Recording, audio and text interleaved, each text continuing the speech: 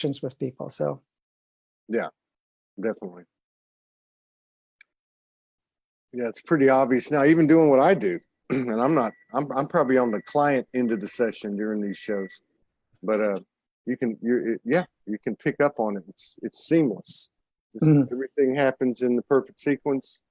The shows yesterday were very good, and then it's my computer's set up on New York City time.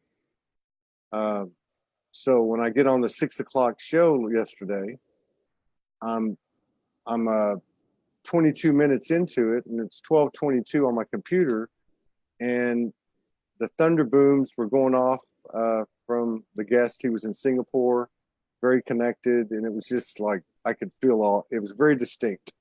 And then after the show, spent some time with Morgan and some friends, and it was very powerful, multidimensional kind of thing. So, and today it's picked up right where it left off. So perfect. 36912 day.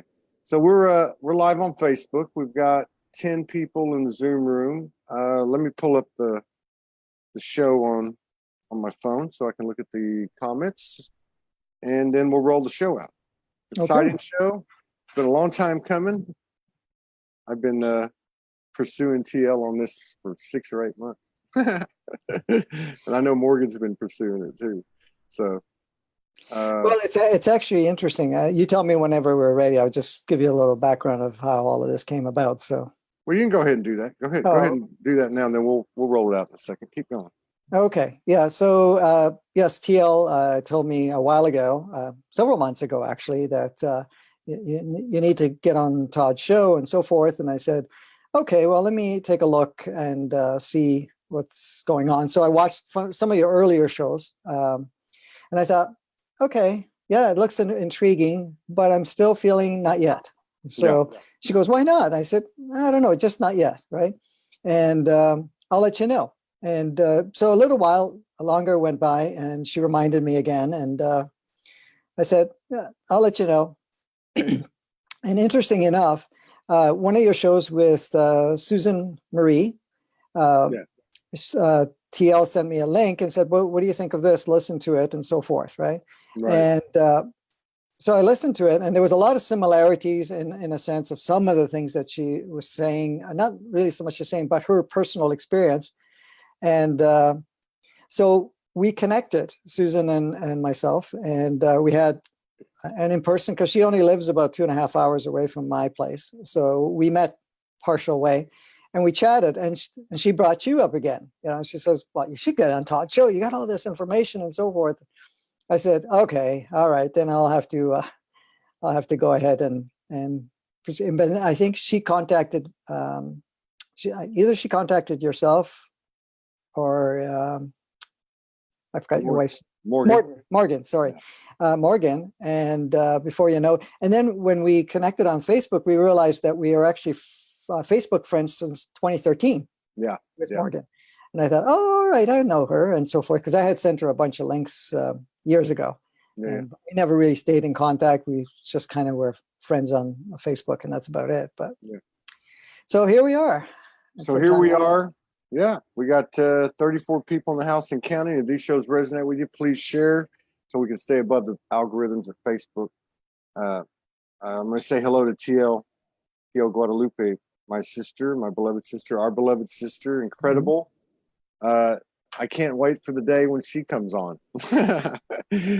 I've been poking her and prodding her, but I don't know what I'm going to have to do. Denise Phillips, Maria Iverson, thank you for the contribution, Maria. I appreciate that, just received. Deborah Nova, Doreen Kinney, thank you for your repeated contributions. Pauline Kudajar, Stephen Michael Jones, thank you, and thank you both. Linda Winger, thank you. Susan Curtis, thank you. Tracy Lee and Renee Ariel. And good to see everybody. Hello, Louise Frieden from Germany. So we have a special guest today. Let me just pull up a little bio because it's very interesting what I was reading. Let me just pull this up real quick. Let's see. Okay. Sorry about that. All right. So Soulspeaks 5D. Today our guest is Franco DeNicola. For the past 3 decades, he has shared his unique insights on the complexities of the human experience to individuals and audiences around the world. Franco's perception of humanity and the world greatly diverges from conventional ways of thinking, so we'll get along just fine. Yeah. Rather than abiding by traditional belief systems and mindsets, he sees beyond the conceptual creation and therefore recognizes that there is more to us than what our current human experience has led us to believe. Franco knew from a very young age his soul's purpose is to bring clarity and a deeper understanding of the human operating system and our true purpose. Franco's down-to-earth and genuine approach reaches people at a soul level, triggering and igniting a recognition of their own divinity, opening them up to a higher level of consciousness and personal freedom. Franco's message embraces our intrinsic nature of love and oneness, as every individual plays an integral part in changing the whole. Got website information, event information. We'll get him to cover that as we conclude the show in an hour or so. And let me just say on behalf of everybody, thank you, T.L. Guadalupe. Thank you, Morgan Lee. And thank you, Franco, for honoring us with your presence and sharing space with us today. Welcome to Soulspeaks 5D. Thank you. Thank you for having me. It's a real pleasure to make this connection and to be able to connect with your audience, but specifically yourself. And you've done amazing work over the years, or since you've been online. You haven't been on that long, but you've been really progressive and had many shows. So I am impressed with the reach that you've provided for people, and also the tools and the different speakers and so forth. So it's an exciting moment for me to be on your show, and I looked forward to it. Well, we appreciate that's certainly far more than me involved here. Morgan is the producer. We've got other people that support us, and obviously this whole thing is made up of the energy of the people that participate. So it's exciting. It's an exciting time. I love my job. It's the best job in the universe. I get to meet incredible people like yourself, and and it's mutual. And thank you for the incredible service you've done over the years.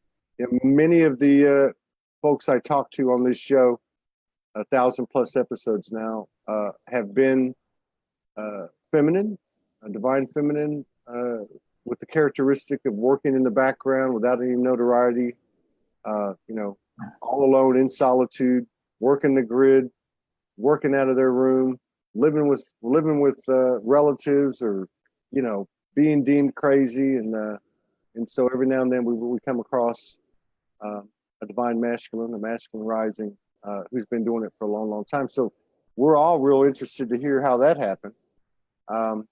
So you said from a very young age you knew that you were here to shed light on the path.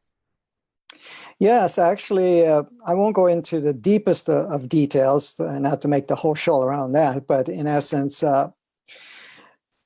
I arrived on the planet. When I say arrived, let me just backtrack it again. As you're familiar with souls, you have a twin soul, a duplicate, signature soul, and so forth. In where my soul was coming from, those unifications already had occurred. So the two halves, or they weren't really two halves, two identicals that had different life streams, chains and chains of life streams. And the life streams of souls are not locked into what we would call like planet Earth. It would be quite open. At times it would be in non-form, other times it would take on form. It would be on different planets, sometimes in different galaxies and universes and so forth, depending on, but in general, they stayed within the same universe and so forth. So the soul itself basically had already united with its other duplicate, and it was working on a whole different universe at the time. But it was very connected to this universe because it actually was involved with a team of designers at the time and programmers when planet Earth was retooled. So in essence, when the request came, now I'm not talking about Franco, I'm talking about the soul itself, because I was made aware of all of that when my soul communicated that, but I didn't know that as Franco at the time. Right. So when the request came from the soul to actually come back onto planet Earth and actually reactivate all the codes that were originally designed, and I will go through those details shortly, it agreed to do so. Now, to come on planet Earth, it was coming from a completely different universe. It had to actually have a body that had to be slightly modified to be able to hold that particular energy that was coming in. So couple of extra DNA strands were plugged in. It was encoded and wired a little bit different and so forth. But in general, it didn't make it that much of a difference. And it was very careful in selecting the human entity that would be able to host it. So when I arrived, when the soul arrived and I was in the physicality, to prepare the stage, and I have memory of this for a very long time, is that I remember being in my mother's womb, and I had a twin brother with me at the time. And my twin brother was actually the host that was holding a certain energy, so it wasn't so uncomfortable to be in my mother's womb because of her state of consciousness and also what was happening in the family dynamics. Right. So I remember the two of us being in there. Now, when I say the two of us, there was the human consciousness that was coming in, or what we call the human entity. There was also the physicality as it was being held in and going through that process, but also the souls coming in and out all the time to facilitate. And so when the time came for birth, or just 2 weeks before birth, my brother at that point in time said, okay, our journey is over. I have to go. And this is it's your direction. You're the one that's assigned to this. I just came here to keep you company or hold the space for you until it was done. So I remember feeling a sadness from the human perspective, going, what do you mean you're going? You're leaving me here by myself? It's like, I can sense the energies out there already, and I'm still in the womb here, and you're going to expect me to do this by myself, right? And he said, no, I'm not here to interfere with that, and so forth. So he checked out. So when the birthing process happened, my mother went into a coma. They delivered us. Of course, I came out and I was alive. Then my brother was stillborn. Now, they knew that they were going to have 2 boys. They already had picked 2 names. I ended up with both names afterwards. But regardless of that, the stage was set. And then when I was here, the soul spent very little amount of time in the body for the first year, almost a year. And so we just come in and out and come in and out. But I remember afterwards, I started walking early. I started talking early. I started to feel, and I started to look around. And somehow I could see like 2 different channels. I could see what everybody else was seeing, and I could see what I was seeing, which nobody else seemed to see, which were 2 levels of worlds. And in a way, when I was looking at the other world, I'm going, why do I see all this stuff? And everybody says they don't see anything. So I could see the layers of what you can call parallel worlds, but at the same time, you could also see all the activity that was going on that others wouldn't be able to see. But as I got a little older, around age 2, I became more and more aware, looking around, and I'm going, wow. And I had this memory inside that came from inside saying, this is what I'm here to do. I'm here to hold a certain energy. I come here to share a certain level of consciousness and to reactivate the original codes. And I'm going, wait a minute. I'm looking around and all I see is walking zombies, creating more zombies. And not to be disrespectful, but that's what it seemed like, right? And it's like, wow, these people are not ready. Like everybody is still so much in the physical form. Everything works backwards and they're not really aware of what's going on. Why am I here so early? That's what it felt like. It's just like, and I would sit on the sidewalk of the street and looking around, everybody moving around and doing, because I was right in the city. And I was just amazed. And I was going, okay, I don't know how this is all going to play out. But my guide kept showing up. Then that was my only connection, because there was nobody you could talk to. You have to understand, my mother was very religious and very closed-minded. My father was kind of, I used to call him the caveman, because he was very basic and, the fight survival mode, masculine, I had no connection, no feelings, no whatever it is. It was just his thing. So I go, there's nobody I can talk to. I couldn't meet anybody that I could have a discussion with. So my guide kept showing up and was able to use to communicate, which happened to be Yeshua. And he says, well, listen, you're here to do, the next phase of what I came here to do. He says, I came here to activate love and to expand the consciousness. You're here to activate oneness. I said, okay, how am I supposed to do that? And then he goes to me, well, 2000 years ago, it was even worse than here. So you're already in an advantage. I go, yes, I realize that. But at the same time, it was a challenge. But so with all of that taking place, I felt that, okay, well, I can't really do much and I can only share bits and pieces. Then I was assigned sort of doing back-end work. So I was going into the operating system and slowly tweaking things. And this is as I was a kid. And also I started to communicate with certain people, but just because I could hear people's thoughts, I can see their operating system. So I was able to help them go through some of the challenges that we're going through. And I remember I was still a kid, so I can only say so much. And I know my mother specifically was spooked because she thought that, how could you know this? How could you say these things? Because in her belief system and her programming, very religious, was that, you're probably being taken over by, some evil entity of some sort. Well, they didn't call it entity. It was the devil or whatever they called it, right? Yeah. At the time, because you can't do this. And the thing is, I had an energy where if I touched somebody, they would feel relief. And it was scary for them. So you can imagine how carefully I had to dance on things just to get through it. So as a kid, I had to learn how to navigate without saying too much and still being of some of assistance. However, shortly after I was the age of 4, my guide showed up again and said, listen, this is going to take a bit of time. And what we have to do is that you have to have the human experience so you can understand the human experience. You cannot have a good human experience the way you are right now because you see too much, you know too much, and it's very uncomfortable. And I said, yeah, I do. I realize this.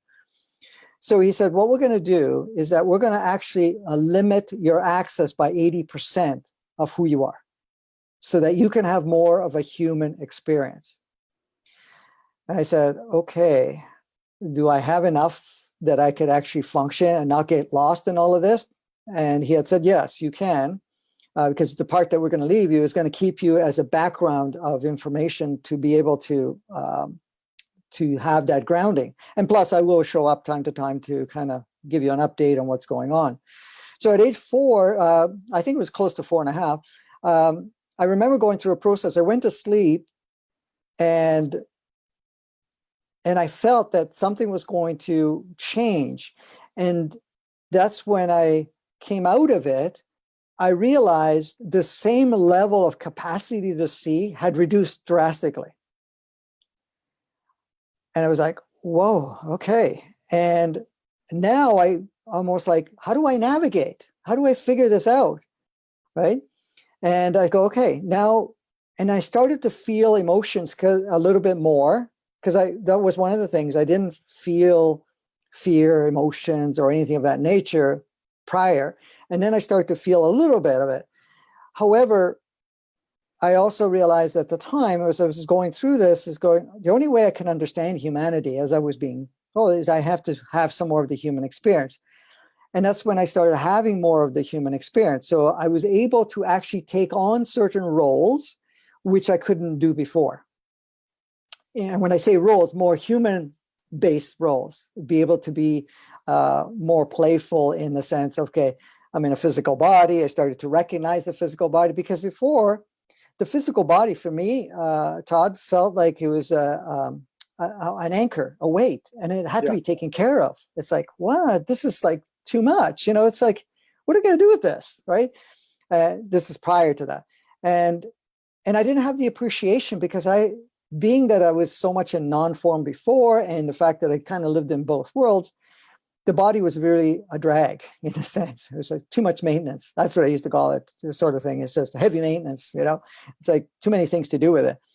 But once that other part came out, then I started to have a different appreciation of the physicality. And I started to realize, okay, well, all right, I can feel things, I can taste things. And I started to put more appreciation to that. And in fact, the sensorial part started to become a teacher for me in a way, because as I started to feel that, I related better what people were saying time to time when they were, going through their experience, and they were saying, well, this is what I'm feeling. And I can tune into it, and I had a resonance of it. I go, oh, okay, yeah. And then I would look at the program around that and so forth. So that's kind of how I went through school and everything else. And even with life in school, I never really got into groups of friendships or anything of that nature.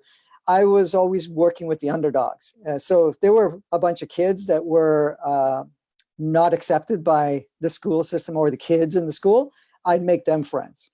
Just so that I was a support for them, because I didn't want to be part of any of the other stuff. But at the same time, I also observed and learned, and it went on. So as things progressed further along, at one point in time, I was at age 32 at the time. My guide shows up, and well, there was many times in between, but I'm just kind of skipping through. At age 32, he said to me, okay, we need to fast track understanding the human experience for you. So I said, okay, what does that mean? He says, well, I want you to embody people. And what I mean by that is for you to connect with them and actually download all their experiences. I said, okay, how does that work? So he said, don't worry, we'll set it up for you. And what you're going to do is that you're going to connect with various people, and you're going to feel like you're stepping into their body for a short period of time, and you're going to integrate, take in all of their experience, what they feel, how they think, how they're functioning, and so forth, and also their life stream experience, right? Well, this process went on for 10 years, Todd, and it was over 1,000 people, and 1,000 people in 10 years, and they were male, female, different cultures, different upbringing, different ages, and so forth, to create sort of a background of all the different people or segments of people in their experience. And it took 10 years, and I could see why, because each time there was a lot of processing of integration to kind of accept that. So after the 10-year program process, it was, okay, you're done with that. Now you can continue having your human experience. And I noticed that I was getting more and more of the memories coming back of where I was from, what was going on, what I came here to do, even more. And then I started to have the more sensorial, seeing the different layers. And that's when I started doing back-end work again, even further. And then in 2001, the veils, the 80% started to come off. So in essence, I started having more and more and more and more access to it. So I'm pretty well at 100% now, back to how I arrived in the sense of access. Now, so that's kind of been my life stream in that regards. I started to do sessions with people and assisting people about 35 years ago now. It was in 1984. And then since then, and then of course I started doing small group gatherings, and I started doing some other teachings, but I played with anything and everything because I kind of knew how the operating systems were and so forth. I also talked about UFOs because in essence, I had a lot of interactions with them along the way over the years. And I did piss off a bunch of them too at the same time because they didn't like me being here. I remember, I won't even go to those parts of the story because it's not necessary at this point, but in essence, some of the control structures knew of me, and they kept showing up and threatening or doing certain things that were trying to dissuade me from being here. They wanted me to leave the planet because they kept saying to me, "It's my playground. This is not yours." And we are dominating and so forth, right? But anyways, eventually, they started making different proposals, and they started coming in, and what you can call the Men in Black too, then started coming in, and they were saying, okay, well, we know how powerful you are, what you have access to and so forth. Why don't you become one of us, and we can give you carte blanche, anything and everything. You can be billionaire. You can do all of this stuff. And I said, well, listen, that doesn't appeal to me. I have no interest in that. I came here to do what I came here to do. And so if you think I am that powerful, then you know that I can interfere with your operating system. So I suggest you don't show up anymore. And eventually they got it and they stopped showing up. So I haven't seen them for years now. But yeah, so kind of that was the journey of that. So what I share goes beyond the belief systems, goes beyond programs, and I kind of understand how we actually redesign. So to look at planet Earth, so just to give you a little hint on this, planet Earth has been around for a very long time, but it's only an energetic field because everything is created from that source essence, and it gets retooled every so often. Okay. And when I say retooled, basically the planet itself has a new programming put in and then a new seeding in the program. So nature changes, the animal kingdom changes, and so forth. It sets the stage for new life forms to come to experience itself. A lot of what you call sentient beings and also different interactions. So our current physicalities that we're in right now, that all of us are in that are here, that was redesigned and was reseeded about 15,000 years ago. It was after Atlantis, then there was a break period, and then it was actually retooled again. So it was all completely reprogrammed. A new matrix was put in place, and then the human physicalities were created in a lab sort of thing, just to put it in simplistic words that people understand, and then reseeded on planet Earth. And so for the first 5,000 years out of that 15,000 years, we had the original newly high-level designed matrix. And the matrix exists on every single planet. There is no planet that does not have a matrix, because the matrix is the basic operating, it's the fundamental operating system so that we are able to experience everything the same, okay? But the beauty of matrices is that all the matrices are connected with other matrices from other planets. So we're connected through all the matrices within our solar system, but we're also connected to all the solar systems and the matrices of the different planets in the galaxy. And there's many, and we're one of the hubs of one of the quadrants. So there's like 400 planets within that quadrant of that galaxy that we are most intimately connected with. And what the matrix does is upgrades the software so that whatever is learned and experienced on different realms are actually shared onto ours, and so forth. However, there was a change that happened about 10,000 years ago. And at that point in time, 10,000 years ago, a couple of races got together, which there were hybrid races, had come in and said, okay, listen, we want to kind of take over planet Earth, and we want to create an alternate version of planet Earth. And we wanted to create a way that it actually makes it even much more difficult, because the original design, and I can go through all of that. Hopefully I'm not losing people. I don't, if we have to. You're good. You're good. Just keep going. You're good. Okay.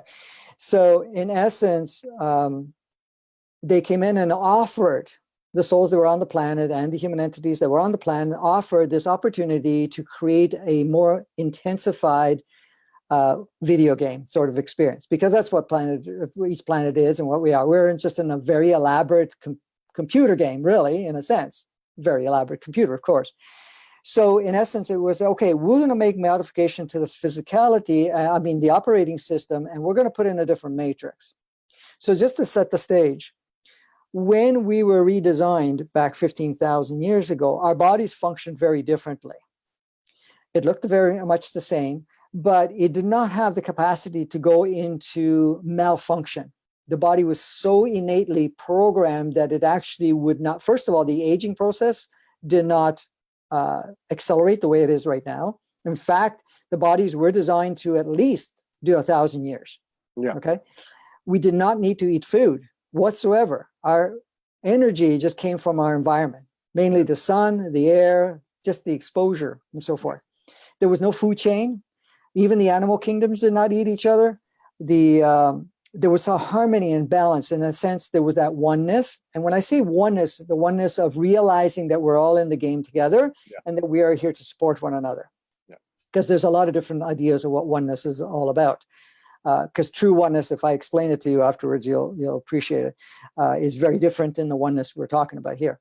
So in essence, the thing about polarity did not exist. The idea of suffering, sacrifice, all of that stuff, even polarity, positive, negative, and female, masculine energy, feminine energy, all that stuff did not exist, because everything was in that oneness, what you call 0 point or whatever it is. It was a complete harmony. It was a holistic experience rather than a fragmented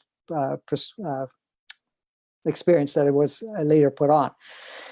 So things were moving on, and the planet was actually tuned. It was a very powerful experience and programming for planet Earth to start off in third dimensional consciousness, and as humanity would evolve, becoming more realized, self-realized, the planet itself would upgrade to fourth, to fifth, to sixth, up to 9. It was programmed to go from third to ninth dimensional consciousness. So the energy of the planet would host all of those levels of consciousness.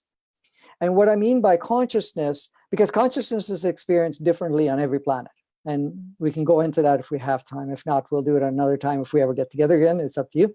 But in essence, the whole idea was to be able to have a planet that would actually self-evolve, because most planets, when they're designed, they have, it's like, I use the analogy in my talks about like a school, okay? So if you build a school with grade 3, you go to grade 3 and you learn how to be in grade 3, you go through the whole experience. When you're ready to go to grade 4, you go on to another planet that's tuned for grade 4, right? And so forth.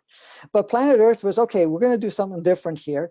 And we're going to actually allow it that the school upgrades along the way. Okay. So in essence, even though it would hold up to 2 dimensions at a time, and sometimes it could stretch it to 3, but in essence, it would continue to evolve. And so that's when that was programmed to do so in regards to, and humanity would be able to be the navigator as a cluster, how to upgrade. The other thing that was also implanted is that we were kind of the hub, because there's 4 hubs in the universe.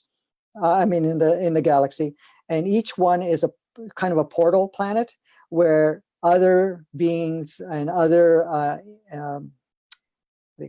other dimensional beings can come in and out, and it was like a hub. So in essence, to be able to hold all those frequencies and having visitors in and out. So for us, it was very natural to have beings from other planets. No problem. We were very comfortable with it, and it was never an issue.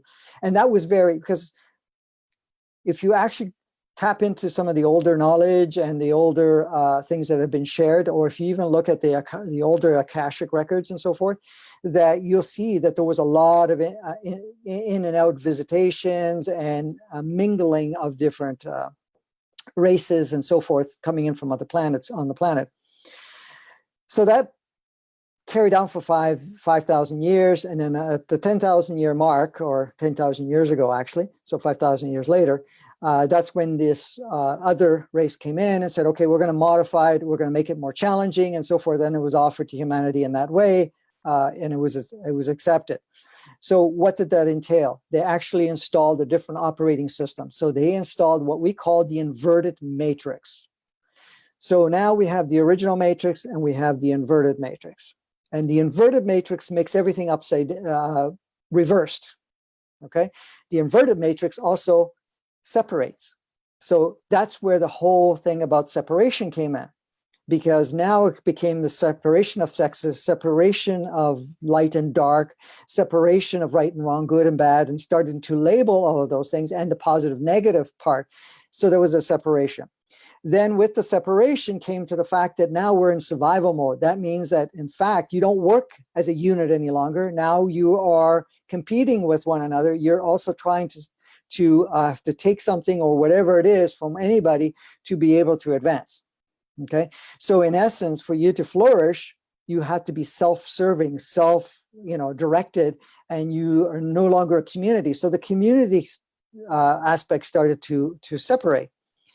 And then whatever was a lie became the truth, and what was a truth was a lie, and it started to actually take the purpose of that to make it so that we actually would be pushed the other direction. So let me explain that part.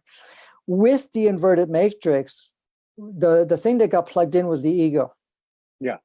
The ego's artificial intelligence, and very beautifully skilled, because I've seen it and I've seen what the inverted matrix looks like.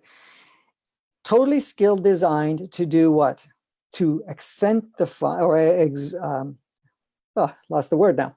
To accentuate, thank you, accentuate separation, but at the same time, it's designed to devolve instead of evolve. So in essence, it does everything possible to get you to disconnect from who you are. Because look at it this way. Our true third dimensional consciousness, our third dimension, true 3D, okay, had a knowing that we are more than the physicality. Yeah. And experienced it that way. So it knew it had a higher aspect of itself, and it also was having a human experience. So it knew that, and it actually had the oneness within it. In true 3D, oneness was in there. In the inverted matrix, it took that out. It actually got to the point where you started to push away from that other aspect of you, and it started pushing into the fact that we're just this physicality. You're here. You didn't even choose to come here. You are here because you were sent here, and now you got to see how you can make it through. But when it's done, you're out. There's no more of you. And that's what the program does. So even if you notice the ego, even today, anytime you get insights from within yourself, what does it do? Automatically goes into the mode of saying, what about, are you sure that's higher self? Oh, by the way, what about this? Yeah. And it just keeps spewing, because it basically doesn't want you to connect with that, because that's its purpose. It's designed specifically for that. And every time you try to connect with yourself, it actually brings in, sometimes it can bring in physical ailments or physical emotional charges of fear and so forth, because the inverted matrix works on fear. And it keeps you away from the moment either, being present. It just either is the past or projects the future based on the past and whatever it absorbs. So that's, you see how that program operates. So then new categories came in. So we went from, and when I say we, as the main cluster of the collective, went from 3D to what we call inverted 3D. And then pushed it even further to 2D. So what is 2D? Well, 2D is a human physicality that is fully 100% operated by a physical program, or an operating program that has no connection to anything outside of its program and its physical existence. And not only that, they don't even have what you would call individualized souls. So they're almost, in fact, that those physicalities that are running in 2D have one soul that may run up to 1,000 or more physicalities. They're not localized or personalized or having an individual one. It's from a cluster. And the same thing with the human entity. So in essence, so I think Dolores Cannon mentioned it too, one of her things some years ago, that you notice that there are people that are just extras. Okay. That's kind of how it's referred to. If you're talking about it, they're there, they're holding a certain energy, they're actually supporting the inverted matrix and so forth. But in essence, because you have to understand, the soul wants to come and involve. And when it sees that it's devolving, it says, oh, I'm going to unplug and I'm not going to be physically running this. I'm going to extend myself. And then because there's so little change between the whole cluster of physicalities, it says, well, I can look over 1,000 and I'll keep connection to all of them. But at the same time, I'm not going to be directly navigating any of them particularly. Right. So that was kind of what took place. So there's a lot that are working in what we can call the 2D state of mind. They won't be on this show, and they would think absolutely we're nuts to even talk about this. So in essence, we wouldn't have anybody right now that would be. Yeah, all my family. No, well, I don't mean to say they're 2D. I'm just saying they think I'm nuts. No, I'm kidding. Go ahead. The thing is, Todd, a lot of times what we're looking at when we're looking at people in 2D, I mean, there's nothing wrong with any level of consciousness because all of it plays a role in one way or another. Yeah. But in essence, when you're looking at it and say, well, because there are people that actually will go from 3D to inverted 3D to 2D and then switch back and forth and so forth. And so in essence, when I say switching back and forth, they'll have a glimpse of it. It's like us, we'll have a glimpse of 5D. But we're not there all the time. We're into mostly 3D. Sometimes we get caught into inverted 3D. 2D is going to be next to impossible to achieve at this point when you've gotten to a point of what you call another level of awareness, right?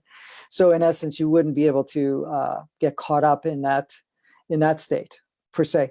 But I realized that when I was young because I was looking around and because I look in people's eyes and I can tell if what's there, right? In a sense, and I'm looking in there and going, wow, there's nobody home here. Who's navigating this, right? And you could see it was just software, basically, that was running it.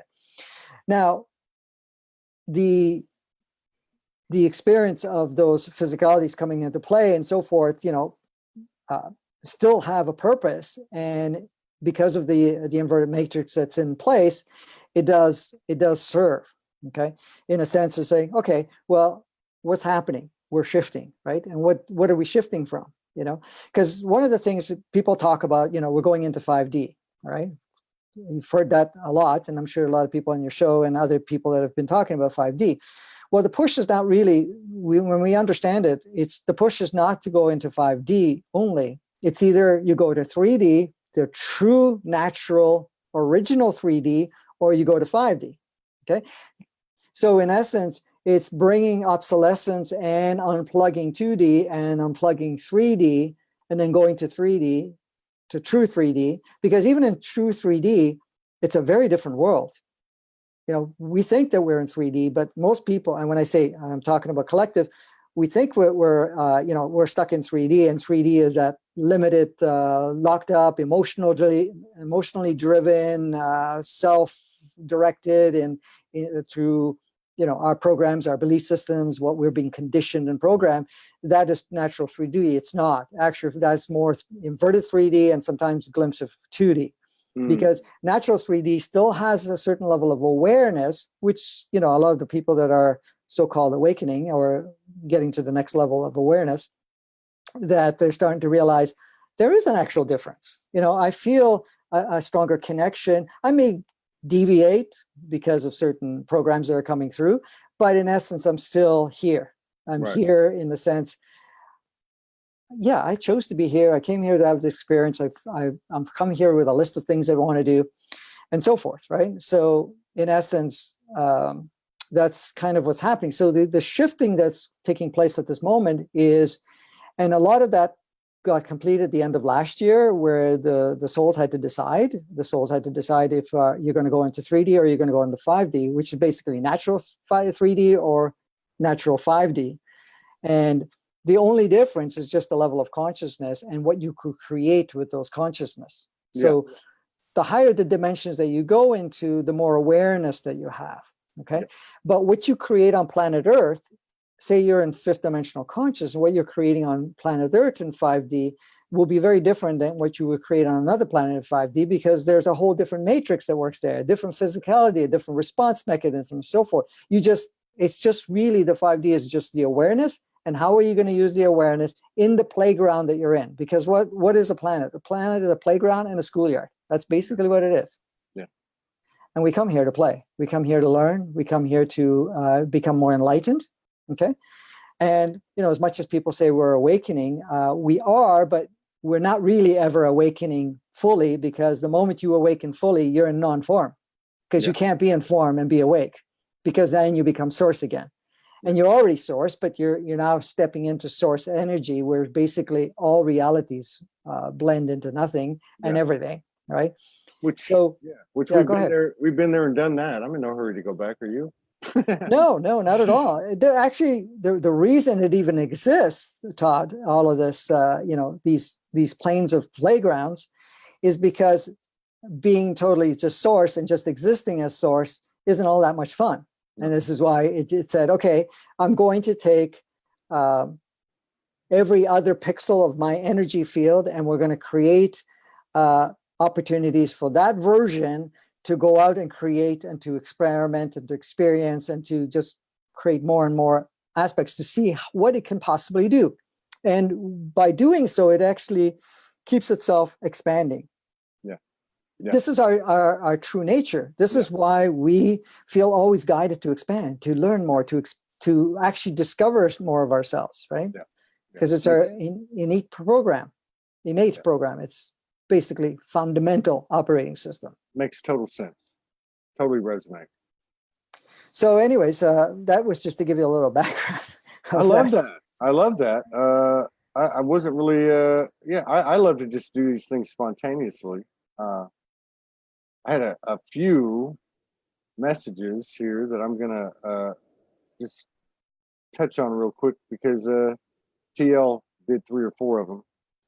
I'm certainly not going to pass that up. One of the things she said was, is there ego in the real 3D, and is there ego in 5D? Okay. All right. No.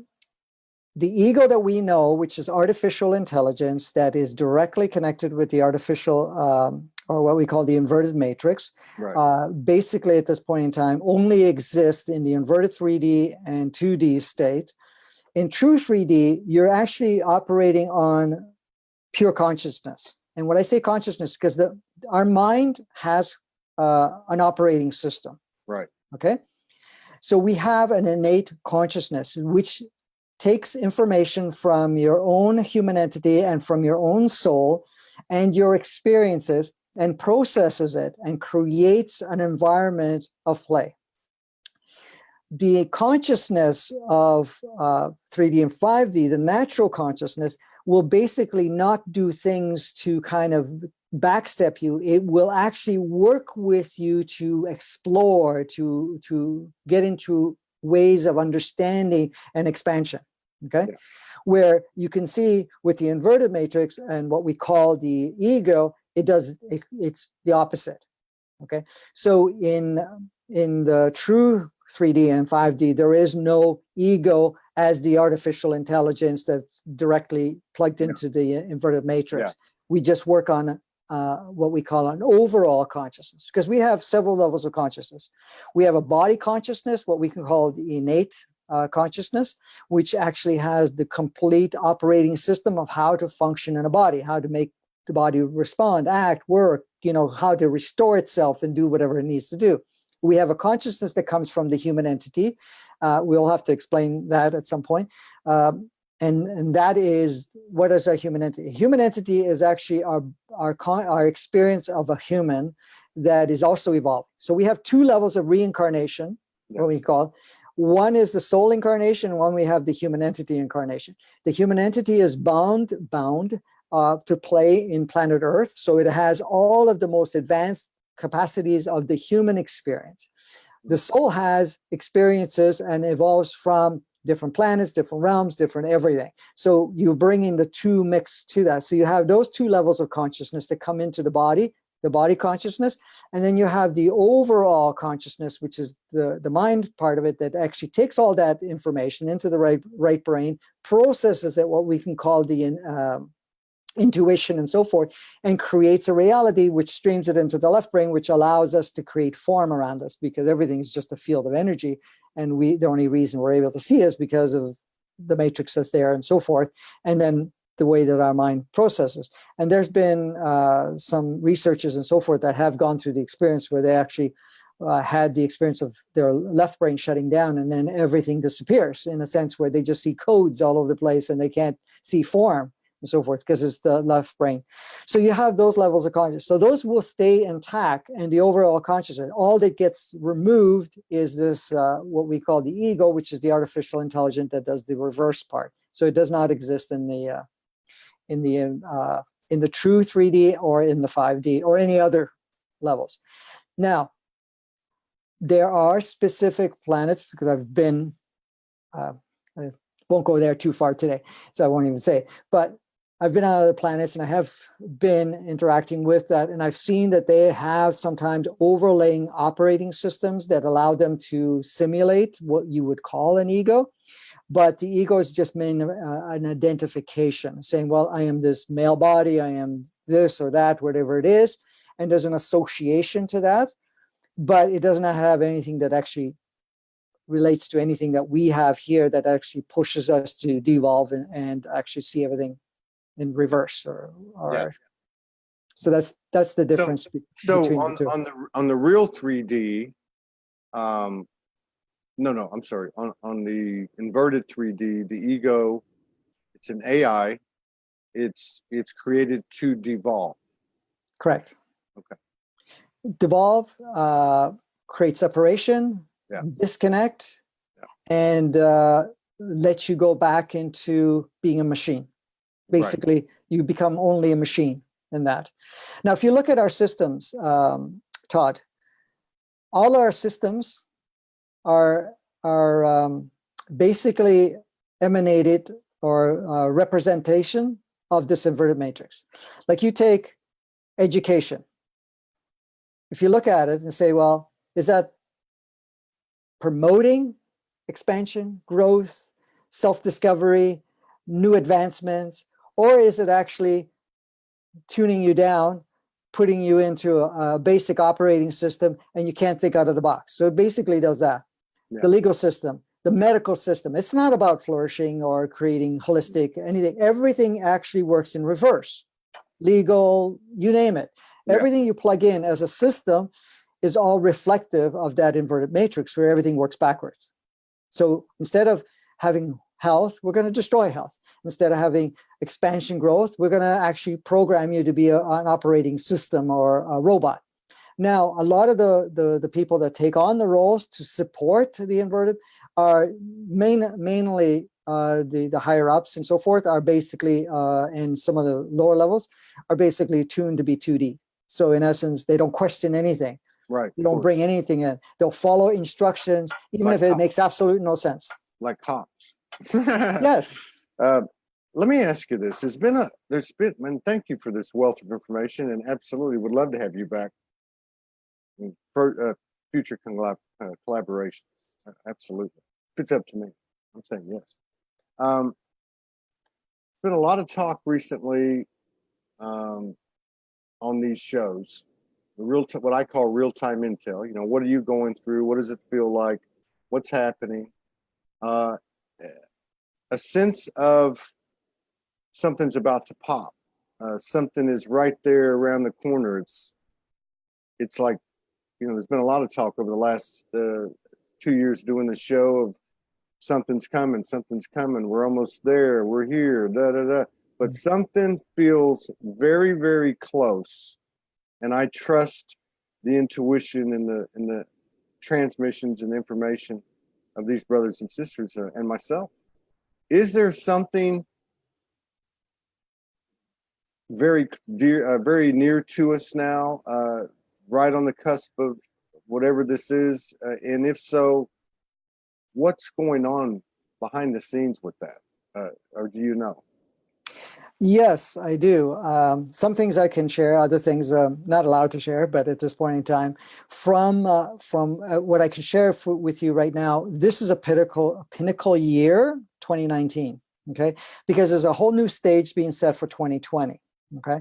So in essence, what's happening? You're correct. There are some really, really major things that have been shifting and in preparation, because a lot of the wrap-up happened last year. And going into this year, this past month, there was some changes with the power, and also the top control structures that were in place were actually unplugged, okay? And that just only happened a few days ago. So in essence, all the minions below it, all the different puppets and whatever you want to call the ones that are playing other roles, are still doing what they're doing, but all the highest level, which a lot of them, some of them were actually beings. They weren't even humanoids, you want to call them. They have been actually unplugged from the input and the control structure that was coming in. So June and July, basically, there are some really major changes because some of the other, it's an opportunity that opens up to relieve some of the 2D role players. So that is to take place. And then when we're talking going into August and in the end of August, going into the middle of September, that's when the two realities of true 3D and 5D actually get, a lot of it has already been prepared, but it actually now it starts to create almost like a separation where you're like the channels are being changed so that the energies are two separate energies. So you start fading into one and fading into the other. And in essence, you see less and less of each other. And then eventually it doesn't exist any longer. So you only have the cluster that wants to be in 5D and so forth. And then the inverted matrix gets unplugged later in the year, close to the end of the year, which will remove a lot of the what we call the ego power. That's the intent. That's what they're been doing. It's been delayed because there was some of that. And then there's always a redesigning that takes place because it's been back onto what I call it, to the bench or back onto the table to look at it. And it's always being offered and saying, okay, if we do it this way, what outcome are we going to have? And there's simulations that occur, right? So they always play with the parallel worlds to do the simulations on and to see if we did this and did that, how would it work, first of all. Second of all, also with the souls that are involved and what the major intent from the two streams of consciousness, which is the human entity and also the stream of consciousness of the souls that want to participate in this playground. If we did this, how would you be okay with this? How can we do it? And so forth. So even the stuff we wanted to do in 2012 didn't take place until 2017. And then 2017 stuff that was supposed to already have been achieved didn't happen. But in 2018, it prepared it. And now we're actually in 2019, which is the year we're in right now, is actually moving in that direction. So what we're feeling close is the fact that a lot of the stuff that's been holding us down is being dissipated. Now, the other thing, if you notice, Todd, and I'm sure you have, and you probably have heard a lot of feedback with it, a lot of people are being, all these pulses of energy that were coming in and the Schumann energy frequencies that are, skyrocketing. We get bursts, not very long, but we get bursts and it shakes up. And then all these new frequencies coming in are pushing people so much to bring up emotions, bring up stories, programs, belief systems, and so forth that actually keep you either in the 2D or inverted 3D to be purged, okay? So they're coming up to the surface. You'll find that you cannot carry any of your past. You cannot carry any of that energy. So a lot of it is being challenged right now and bringing it up.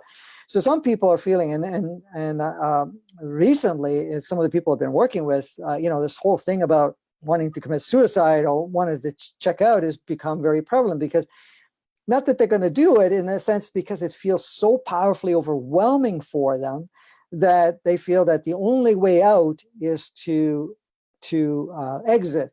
But in essence, every other part of them is keeping them in because they're getting to the point where you break it, you break the patterns, you break the automatic defaults, you break through that holding on to, and then you're freed. And then you can actually gently migrate into the frequencies that you're going to go in. Mm.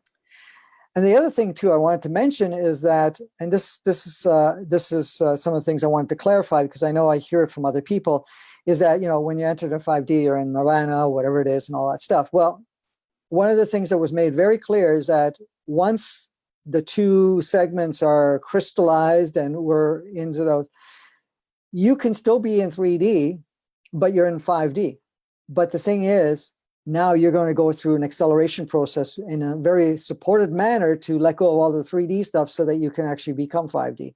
And anyone that's actually chose to go with 3D could still be in 2D or inverted 3D, but we'll go through the process of it. So in fact, it's not like something happens and you're arrived. It's like, we're here.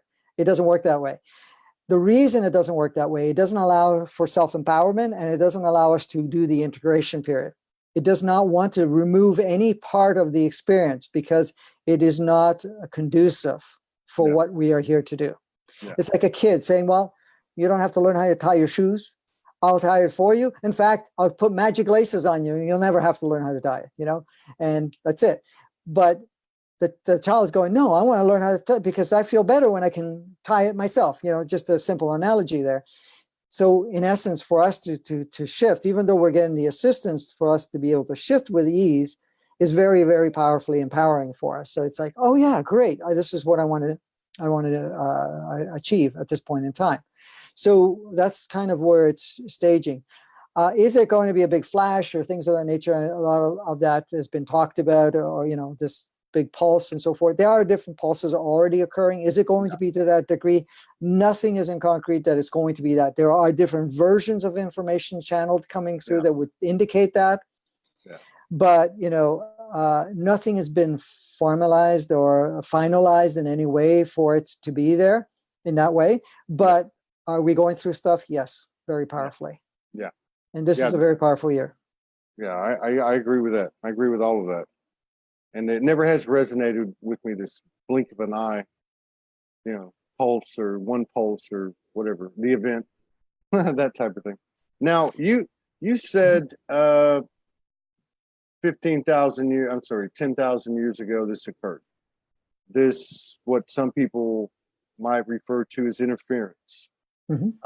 We don't have to get into all the stories. My question is this: both 10,000 years ago and today, with these simulations that are played out, this is a free will realm, or free will game, or whatever you want to plan it.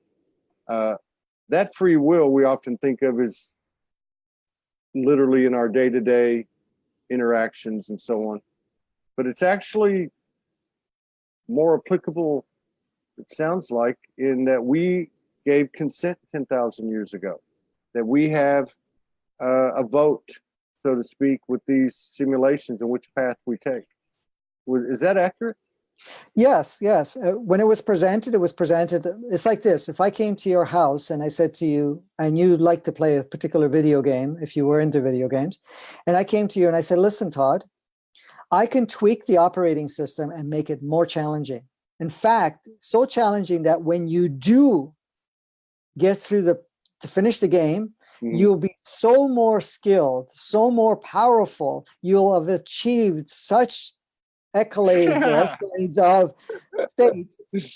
And you would say, well, that sounds appealing. Yes, because, this game is fun, but if it was actually more difficult.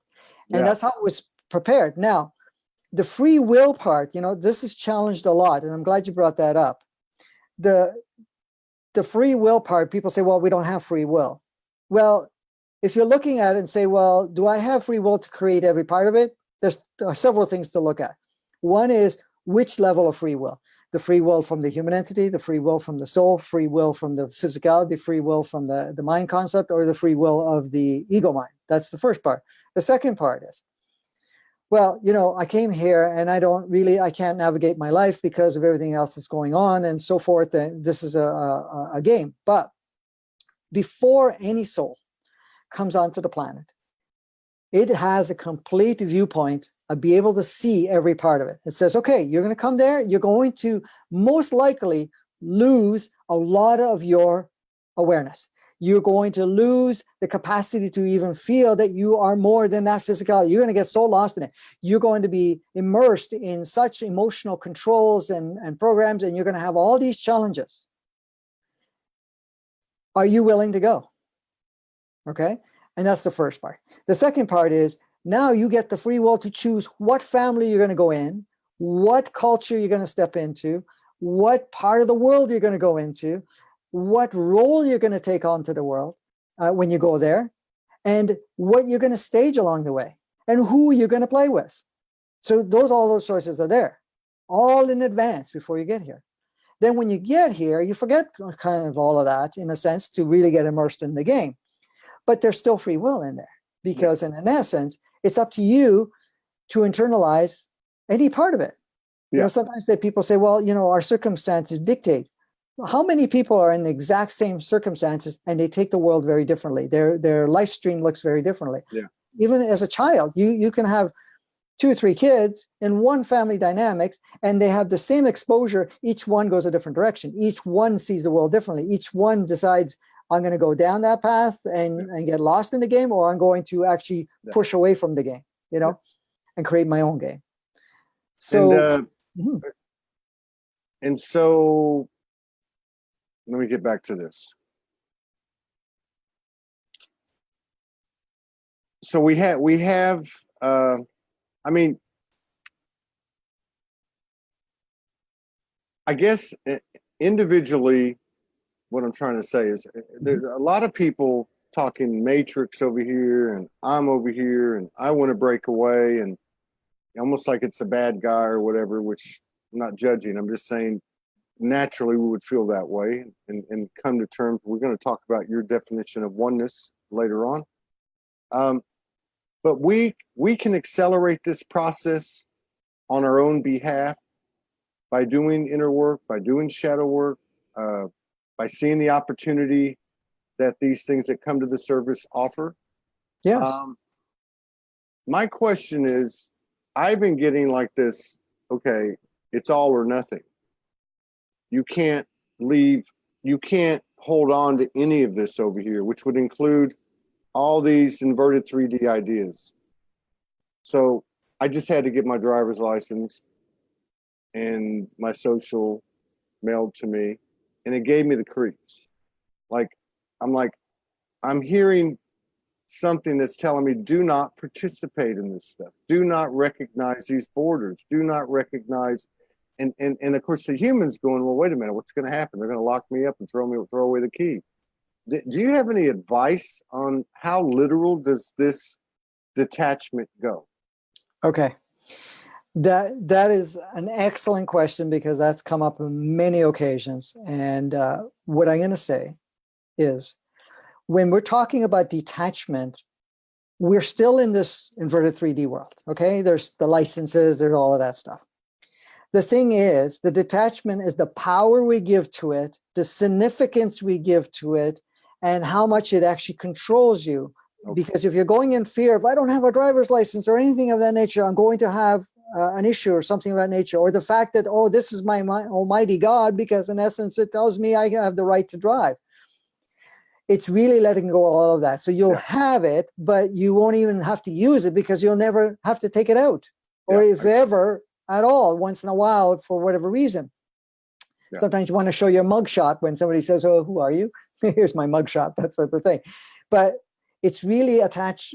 When we're detaching from the 3D world, it's not stepping out of the 3D world. It's letting go of the power we've given it to it and the control that it has over us. Okay. Very good. For example, if we have somebody says rules, because look at it this way, there's laws, right?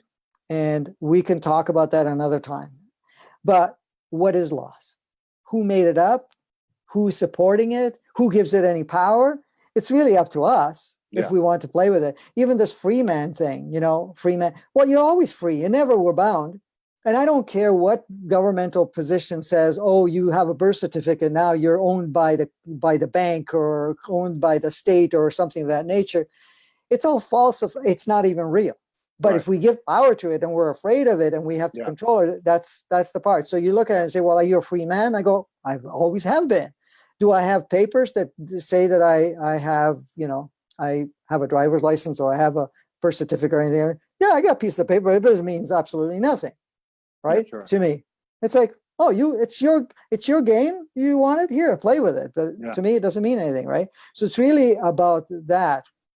So it's letting go of that. And when we're talking about the stories and the programs and so forth, anything that relates back to right, wrong, good, bad, dark, light, all of that stuff, that's the part you're letting go. It's the power of that separation, the power of that, that has over you. And the last thing I wanted to say before, then you can carry on deciding what you want to do from there, is that when we are talking about the structures that are in place, anything that's existing, all of it has served. There is no right or wrong about anything. Everything is an experience. Everything is an opportunity as a playground. Yeah. It's like you go to an amusement park. You can't go around walking around and start judging the rides. You could say, well, that ride looks interesting, but I'm not interested. That's fine. This ride looks interesting to me. I'll try that ride. But in essence, you're not going to say that ride is evil and that ride is good based on some perception of some sort. And a lot of it is instilled perception.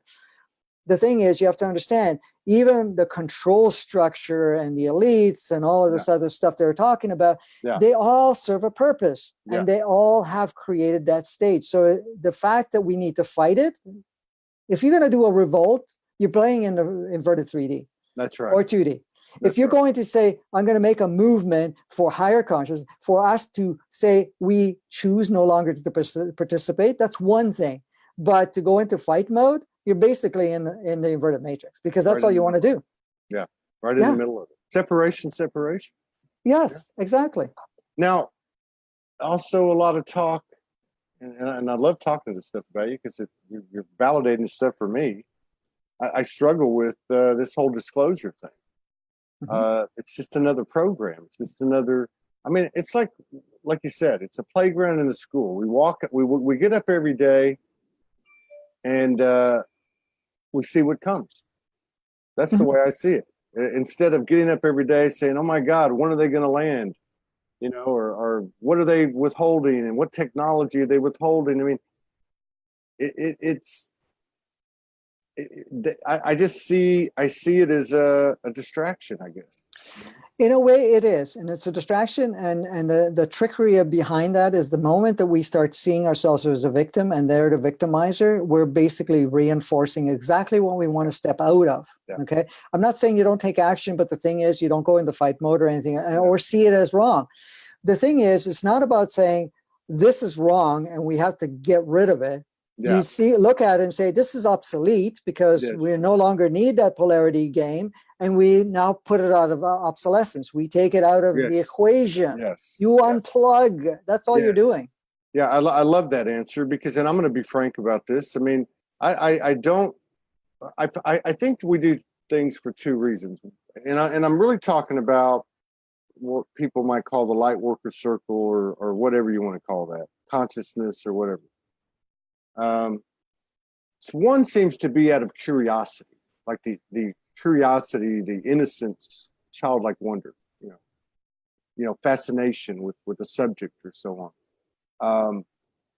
Then the other one seems to be here's the big problem, here's the bad guys over here, and here we stand over here, and oh my God, we better do something, because all hell's going to break loose, and Chicken Little said the sky's falling down, you know?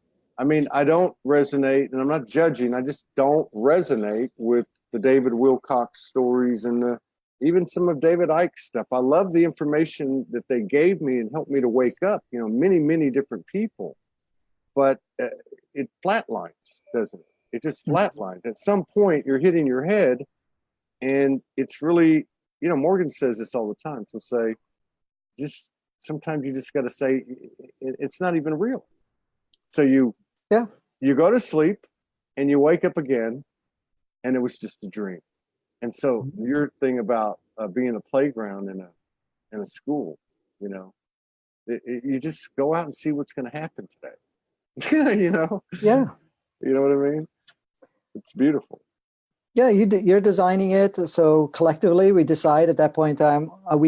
This is the thing. I use this a lot for people that have, you know, have emotional charges and so forth. If you hate something and you want to change it because you hate it, you're just going to lock it in and make it even more powerful. And then it's going to be like this all the time. Okay.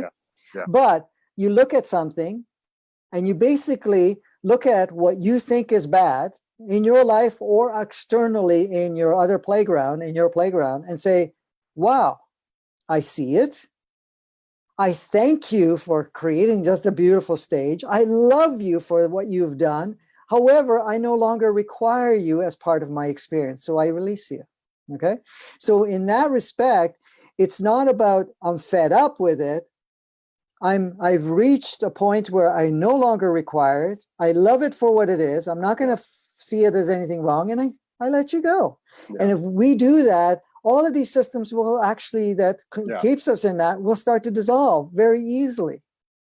And it would make sense that on an individual level, if you made that choice, or were two or more gathered, that those things aren't going to enter your space. I mean, it would make sense. I'm not saying that's, I think my ego's telling me, watch what you're saying. But no, it would make sense to me, because we are micros of the macro. I mean, we can control that, I guess, for lack of a better word.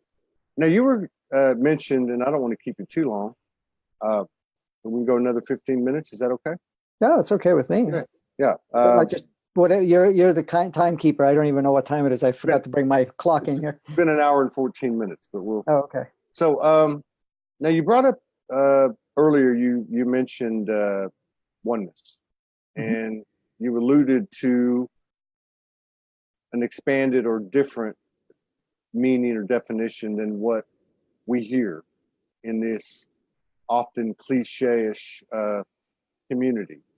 Can you elaborate on what you're talking about in terms of what is oneness? Okay, so the oneness that I'm referring to, because there's different levels of oneness. Okay, if you go into pure oneness, you'll notice that you basically wake up from the dream, which we're having, and you're now full state of sourceness.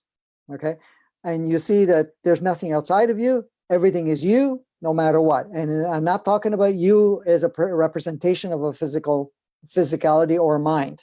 You're basically that consciousness that I'm one. That's not what we're going into. And it's not the oneness of feeling that we're all the same. Okay? Yeah. The oneness we're talking about is realizing that we are all in it together. This playground is shared. This playground is collaborative. Everything is designed around the collaborative playground. Now, one thing I said to people, when we're talking about oneness, is we're realizing that everyone around us is an aspect of us, playing a very specific role that is very complementary on one way or another for each other. So it's not about self-discovery as just you, it's self-discovery as the whole of you, which is all your playmates and so forth. So when we're accessing that oneness consciousness, you realize that whatever I'm doing for other aspects of myself. So how do I create an environment that nurtures, that is conducive for all my aspects of myself? So you're going to create a playground. For example, look at the world that we are in now. The playground is self-driven. So in essence, everybody's for self. They discount all the other aspects of themselves. That means if I'm going to make a product, and I'm going to make this, I'm not going to look at all other aspects. I'm not going to look at the planet. I'm not going to look at the animal kingdom or life or anybody else. I don't care what toxicity I put in it. I don't care how it is, as long as I can make money, because I have to, with money, I can do something of some sort. So the focal point is I'm going to make something, but I'm not going to look at any of the whole. I'm going to make laws or regulations or guidelines or anything of that nature that actually creates more separation. So the oneness, true oneness, is it takes a big picture and looks at, okay, how do I create an environment that nurtures everyone? You're not carrying anybody. You're not responsible for anybody, but you're also creating an environment that does not take another aspect of you and put you in a situation where it's not flourishing. Yeah. So it becomes a oneness of flourishing as a unit, okay? So the whole planet flourishes. Everybody on the planet, everything, every sentient being on the planet, even the planet itself is one unit.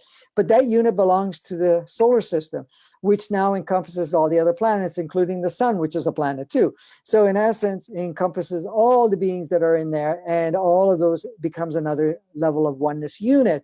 But then that goes into the galaxy and the cluster of the galaxy, and then the universe and so forth. Those are all the different levels. But right now we start to connect with the oneness as, hey, we're all in it together. We're all playing together. We're all aspects of each other. Let's play together. And that's create an environment of flourishing. Yeah. And then you don't have all this stuff of separation, including money and everything else, because of haves and have-nots, and who is supported and who's not, and so forth. You create an environment, everybody has an equality, accessibility. Not everybody's going to play the same, but everybody's supporting each other. So that's kind of the oneness that we're talking about. So when people are saying, well, we're accessing oneness, you access the first level of oneness, which is basically, hey, we're all one. We're all, first part of oneness is you, okay? And what I say, one with the body, one with your soul, one with your human entity, one with your mind, one with your overall consciousness. That's the first part. That's your first level of connection. Then the next level of connection is all the connections outside of you, which is not really outside. It's still part of that whole field, right, but they represent outside of you. And you start connecting with that aspect of it. So the oneness consciousness is to change the playground so that we are community-based with no, separation of one another or pushing one another. So it's really taking the equation of separation, which is an illusionary, and it was never in the original design. You take that out of the equation, and then you start to feel connected with everybody. So you'll notice, because it's funny, because when I connected with beings, when they've come to the planet, they see how beautiful an experience is. But in essence, they see also how destructive, I'm talking about a representation of destructiveness, when you're not seeing that you're all together. So the fact of creating a war, you have to actually see separation. You can't see oneness. In essence, if you look at anyone that goes into war, besides that they're programmed to do so, what do they want? They want peace. They want equality. They want the capacity to enjoy life. Yeah. But then the program is conditioned, and the inverted matrix says the only way you can have peace is through war. Yeah. The only way you can have peace is that you get all you need and discount everybody else. Yeah. But oneness says the opposite. It says, no, you can't have ever peace. Look at it this way, Todd. You can have somebody that's actually wealthy. You can have somebody that has access to anything and everything. When you really ask them, and I've worked with thousands of people in 35 years, okay? So I've met all types of ranges of people, okay? When you ask them, are you in peace? Most of them, I have yet to see one that have ever said to me, yes, I'm in peace. Because I've had people that said, I have everything and I have anything I can want, but I'm not in peace. Why? Yeah. Because I still feel what else the rest of the world. I feel what the animal kingdom's going through, and what other humans are going through and so forth. And I can't experience true peace, even though peace starts within, true 100 peace, because there's all other aspects of every cell that is in another physicality at this point in time is not in peace, right? Yeah. So in essence, to have full is you go into oneness and you establish that level of peace throughout. And that is done because it's our natural state. Our natural state is peace. Our natural state is love. Our natural state is oneness. Our natural state is recognizing facets of ourselves. Our natural state is actually harmony, cooperative, collaborative. That's our natural state. Competition is the inverted matrix. Yeah. The fact that we need to fight each other, inverted matrix. You see all of that. So that's the oneness I'm talking about. Is a real self-realization. Go ahead. The inverted matrix wants you to hate it. Well, absolutely. It wants you to. It's just a big ego, basically, right? Yes. So I want to ask you. It's not a trick question. It's that childlike wonder. I've heard you and a couple other people that have some pretty strong intel. You definitely tell they've got some type of connection on par with you in terms of what you've been made aware of.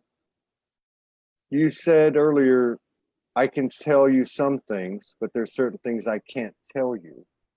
That sounds to me like, and me no disrespect at all, again, this is just curiosity. That sounds like it's coming from a higher level, I guess. Would that higher level be your own aspects, or is there some type of individualization on the road to total oneness? You're there, I'm here. No, it's the thing is, like, I've known a lot of information that I even shared today for quite some time. Yeah. However, every time I needed to share it, I was told not, because people are not ready for it. Yeah. And they may react in a way where they don't understand. Yeah. Like some of the stuff we talked about today, if we talked about it 5 years ago, no. I mean, I couldn't. There's no way. No. A year ago, I couldn't. You'd be in a straitjacket. Well, not only that, people would be shocked by it and wouldn't even know how to comprehend it. But the people that are on your show already are open much more to it, and now are more. So some of the things of the actual details, if the details, okay, I'll share this part because this is really good. The thing is, one of the information that was shared is that humanity, if they're waiting for look at what's happening right now. The fact that there's an event occurring, okay? What happens? People go into, oh, I'll wait for the event. Yeah. And they don't actually take personal direction to make changes so that they can be part of it. So what happens? They do go into a sleep state. And it's like, oh, I'm going to wait. I'm going to wait. How many people have, I'm waiting for the event. I'm waiting for the event before my life gets better. That is not what your highest aspect of yourself wants you to do. It's like, no, you're already in progress. You're already taking this. Don't have this event or whatever is going to take place be the part that you're going to put you into a sit back and wait. Yeah. Right.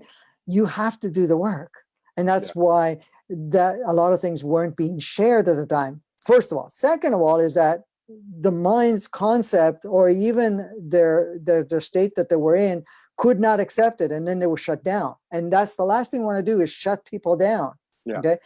And if we started having this conversation a few years ago, if you were in the position to be able to be receptive to it, the people that weren't will basically say, oh, these guys are crackpots. They're out of their rocker. Make sure you don't listen to Franco or Todd or anybody else because they're all idiots in a sense, because they're talking nonsense. That is still occurring at this point in time. Yeah. However, there are more and more people that are going to listen and actually, and I'm not saying that you take whatever we're saying, or I'm saying whatever it is, or anybody else is saying as gospel truth or anything like that. Let that resonance, like you were saying earlier, let it be the resonance in you, because that part of you is saying, yes, thank you for the confirmation. Yes, for triggering that memory I already have inside, because I know it, because everybody is source. Everybody is that advanced being. Yeah. We're just not having that advanced being experience while we're going through this. That's all. Yeah. Yeah. So this is the reason. I agree with you. Yeah, absolutely. That totally resonates. Well, I mean, if you think about it, what's the difference between the event and the second coming, or the Messiah, or whatever the story is? It's disempowering. I personally believe it's disempowering to tell people, and I've gone both ways on it. I thought, oh, well, that's cool. There's going to be an event. Thank God this thing's almost over. No, as more time goes by, it's like you said, it's the school and the playground, mostly the playground. Mm-hmm. If you really crack the code, we're untouchable. We're untouchable. And to have that knowledge throwing in to the mix, the alchemy, the creativity, the creation aspect. Wow. That's the part that is exciting to me. Yeah, and we could talk about this at another time where we can actually see how much we are actually involved in all of the creation part of it, how we actually shape our reality, how we interact with each other's reality. We can look at all the differences of all the different role playings that has been taking place, how we actually, in fact, will never could be in a victim state in any way, shape, or form, even if you have a situation that surprises us and say, what the heck was that all about, right? We can look at how we're actually involved and why it's there and why it unfolds a certain way, and how we can actually reduce the amount of impact that it has to have or increase the amount of impact, and how much consciously involved in that. And, we can look at how we create, what laws are actually exist and don't exist. When I'm talking about laws of attraction, laws of anything, how it actually works and it doesn't work. We can explore a lot of those things because there's a lot of misunderstanding. But at the same time, a lot of people are questioning and saying, well, does it really work that way? Well, at that time, that's probably what we needed, because in essence, that's all we were able to accept. But now we can go to the next level of it. Yeah. So there's a lot you can play with. You know. Yeah, and I love the part that you talk about with the owning it, the self-reliance, the self-responsibility, because at the end of the day, any energy that we're exerting because it is in judgment of others, or, I don't like them. Yeah. I mean, I guess what I'm saying is that we actually, myself, actually, I am everything. I have the power to change it all. But if I'm going to spend my time over here, fighting, this philosophy or ideology or this, you know, it's, I'm missing the boat. I'm missing the point. I'm the point. I'm the point. Even when we get information that may be a distraction.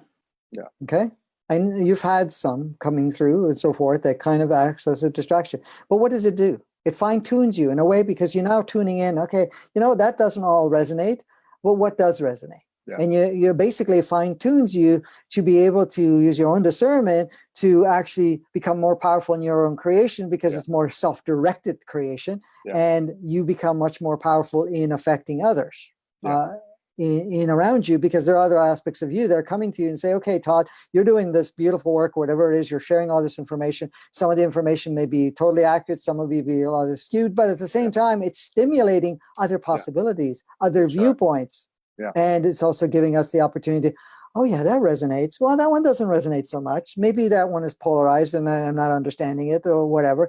So you see how all of that comes in, and we'll even talk about, you know, some of the channeling of information that comes from our brother sister souls, you know, and what role they have. And you know, a lot of have idolized you know, beings and information that comes in from the being. You have to understand, a lot of these playmates that are there have not direct experience of the human experience, and they're giving their viewpoints from their experience level. So we have to always put our level of it and say, okay, how does it relate? What can we use? What is applicable here to our particular playground in our experience, right? Absolutely. You have to check yourself. Well, I don't say you have to do anything. We don't have to do anything, but I'm finding to check myself on everything. Like any information that comes in, and I do. I get this information in. I mean, look what I'm doing for, you know, for my mission or whatever, my role. And it's a constant flow of energy, multidimensional energy. I mean, I'm getting this voice, I'm getting another voice, and it's just a big presentation. And you're right. I wouldn't care if the entire planet had 30,000 spaceships land tomorrow. It doesn't mean I'm going to jump in one and say, take me home. I'm just not going to do it. I trust me. And I trust you. I trust those of us who are boots on the ground. I trust us. I mean, why else would we be waking up to what? Waking up to just the fact, oh, here's our story? No, I think we're actually waking up to, hey, what can we do with this?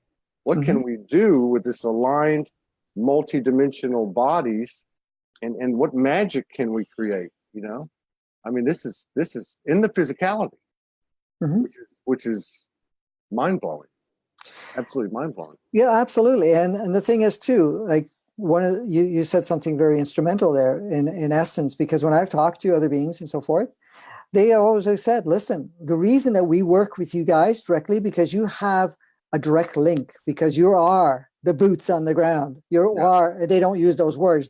You are the link. You are the computer, sort of, that is directly connected to the different levels of collectiveness and so forth that is playing out. Because we could talk about the units of collectiveness at some point too. But in essence, we rely on you guys to actually be doing the changing. We can only stream certain information. And yes, we have our versions of what we can see, but you are the ones that are doing the groundwork. You're the ones that are there, right? Like my soul now over the years is 84 clustered souls, but they're not in my body.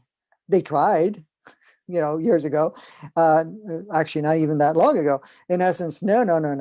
You can stream what you want to stream, but everything has to be filtered and adjusted accordingly so that it actually relates to the human experience. Yeah. You're not going to be in the driver's seat of this physicality. And they attempted at that point, because a lot of them are not humanoid or you have had human form or human experience, right? Yeah. So you can share your info or intel, what your viewpoints are, but it has to be distilled to the point of how we can use it on this playground in these physicalities and these times of change. Yeah, in the proper context. Yes. So, Franco, where do people find you? I know you have a couple of events coming up. I know you got a website. I don't know. Can you just kind of educate us on where to find you? And the website is a great start. The website that you're going to see right away is the old website. The new one was supposed to be launched last Friday, but it ran into some some glitches. So in essence, my daughter's working on it now and fixing the glitches before it's launched. Now she says by the end of this week, it should be up again or be up. And the old one would just migrate to that.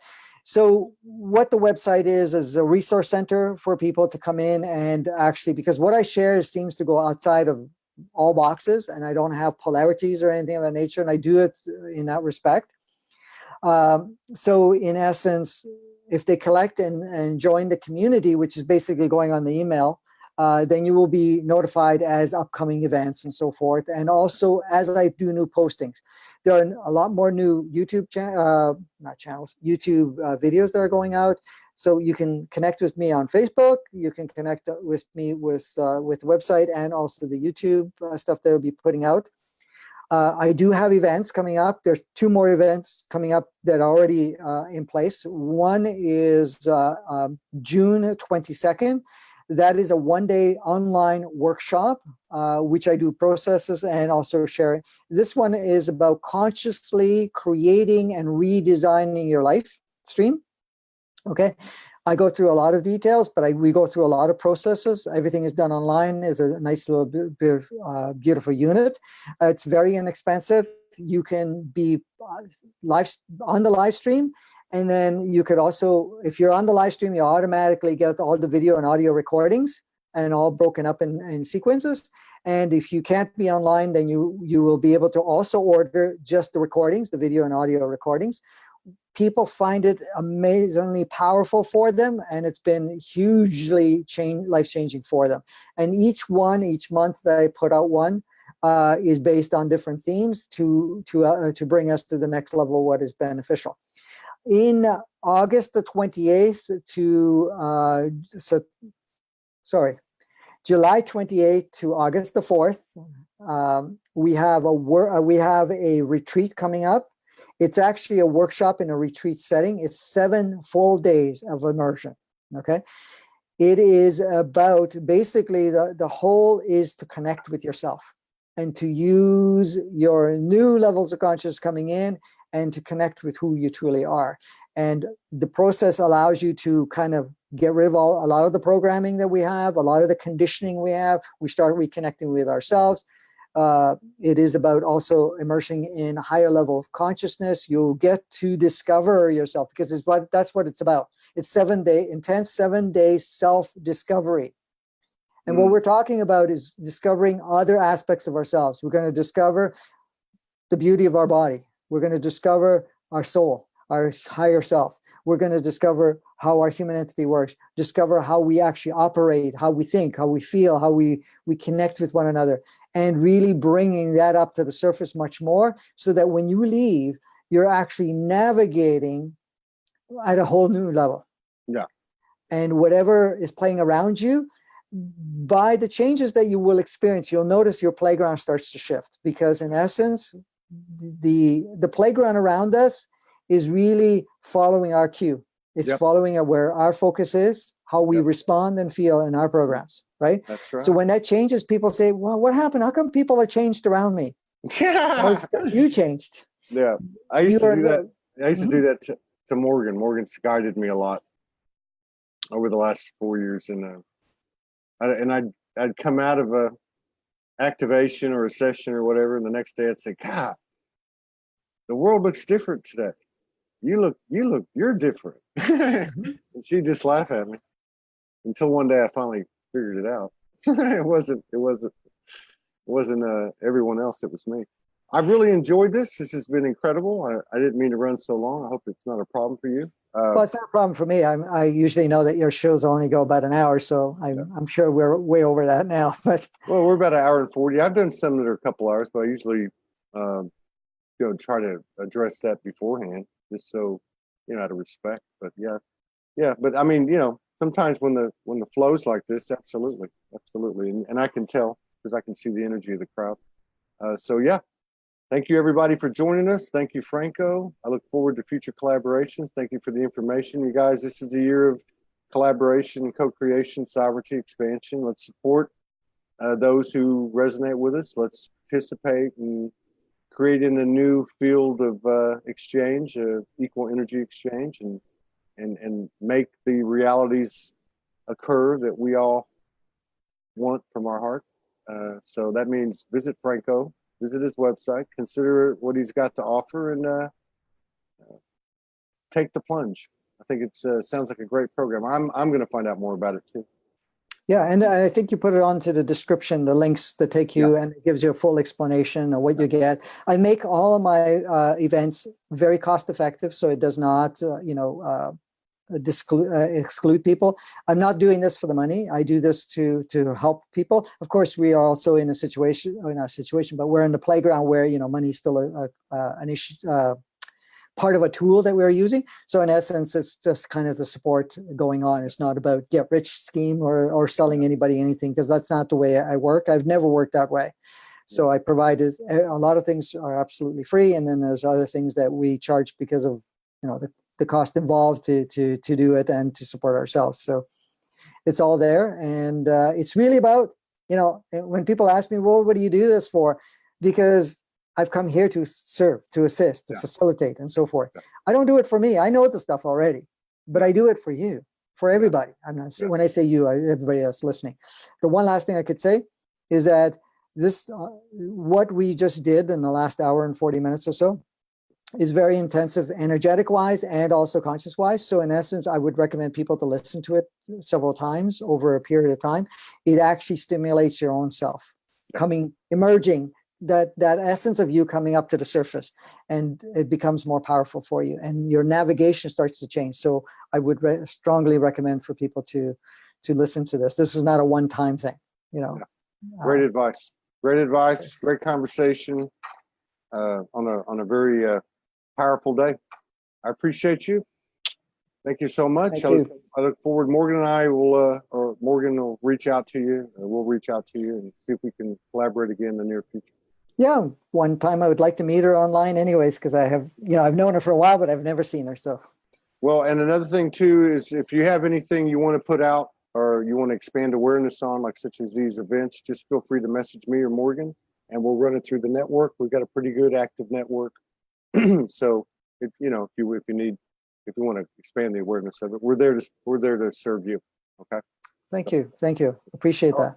All right, we'll be back in 19 minutes with somebody. I can't remember who it is, but we'll be back. See you later. Okay. Bye-bye. Bye-bye.